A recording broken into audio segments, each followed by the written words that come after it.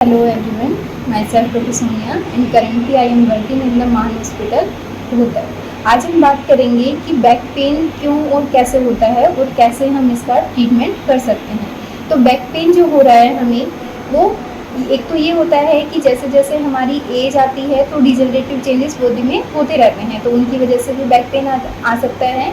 या फिर क्या है कि मसल स्ट्रेन आ रहा है, स्ट्रेन आ रहा है, या फिर कई बार क्या है कि मसल्स वीक हो रही हैं, उनकी वजह से भी बैक पेन आता है। ठीक है। तीसरा रीज़न ये हो सकता है कि कई बार जैसे हैवी वेट हम उठाते हैं या फिर सडन कोई स्ट्रेन आता है, तो उसमें क्या है कि डिस्क हमारी होती है बैक के अंदर, वो प्रोलैप्स कर जाती है, तो उस केस में भी बैक पेन आ सकता है। नेक्स्ट ये आता है, कई बार क्या है कि हमारी जो बैक होती है उसमें नर्व होती हैं, एक उससे नर्व निकलती हैं जो हमारी लोअर लिम्स को सप्लाई करती है, पैरों को सप्लाई करती है, जिसको सियाटिका बोलते हैं। तो वो अगर कंप्रेस हो जाए किसी भी रीजन से तो भी बैक पेन आ सकता है। ठीक है। तो इसमें पेशेंट्स को ज़्यादा प्रॉब्लम्स आती हैं बैक पेन से। बैक पेन में जो पेन आ रहा है वो जो हमारे पैर हैं वहाँ तक भी रेडिएट कर सकता है और इवन बैक में भी रहता है। तो इसके लिए हमें फिजियोथेरेपी करानी मैंडेटरी होती है, ज़रूरी होती है।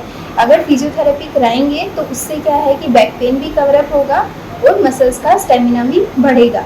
ठीक है। तो इसमें हम डिफरेंट टाइप्स की मॉडलिटीज़ पेशेंट को अप्लाई करते हैं। कई मशीनें हैं, जैसे टेंस है, यूएसटी है, हुक पैक है, या फिर ट्रैक्शन है, जो हम पेशेंट्स को अप्लाई करते हैं पेशेंट्स की कंडीशंस के अकॉर्डिंग कि पेशेंट की क्या कंडीशन है, पेशेंट को जो बैक पेन आ रहा है वो किस रीजन से आ रहा है, तो उसके अकॉर्डिंग हम फिजियोथेरेपी ट्रीटमेंट पेशेंट्स को दे रहे होते हैं। इवन क्या उसके बाद क्या होता है कि हम पेशेंट को एक्सरसाइज बताते हैं पेशेंट्स को बैक पेन के लिए, जो पेशेंट जब पेशेंट्स ओबीटी टाइम में आ रहा है तो वो करेगा। उसके बाद जब हम पेशेंट्स को घर के लिए भी फॉलोअप दे देते हैं कि घर में भी पेशेंट एक्सरसाइज परफॉर्म करे, और उसके बाद patients back pain cover up हो जाता है।